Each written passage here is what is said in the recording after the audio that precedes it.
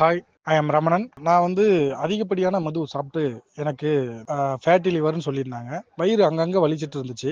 நான் இந்த பூஸ்ட்லி வாங்கி சாப்பிட்டேன். டெய்லி காலையில 1, நைட் 1 சாப்பிட சொல்லியிருந்தாங்க. நான் 1 மாசம் தான் வாங்கி சாப்பிட்டேன். எனக்கு எதுவுமே இல்ல. இப்ப மறுபடியும் போய் ஸ்கேன் பண்ணி பார்த்தேன். எல்லாமே கிளியரா இருக்கு. பூஸ்ட்லி சாப்பிட்டதுலேருந்து நல்லா பசிக்குது, நல்லா சாப்பிடுறேன். எனக்கு அந்த சரக்கு அடிக்கணுன்ற எண்ணமும் இல்ல.